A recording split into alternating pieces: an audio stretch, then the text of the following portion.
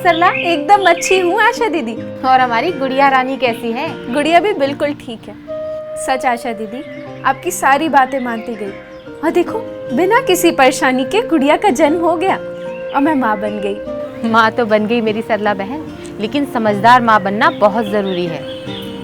वो कैसे है आशा दीदी? वो ऐसे कि अब तुम्हें मुनिया का बहुत ध्यान रखना होगा। यदि उसे बुखार आ रहा हो, खांसी चल रही हो, तेज सांसें या पसलियाँ चल रही हो तो फौरन स्वास्थ्य केंद्र जाकर उसकी जांच कराओ। ये निमोनिया हो सकता है। और हाँ, घरेलू उपचार, झाड़ फूक, अंधविश्वास और झोला छाप डॉक्टरों से मुनिया को दूर ही रखना। बस बन जाओगी तुम भी समझदार माँ।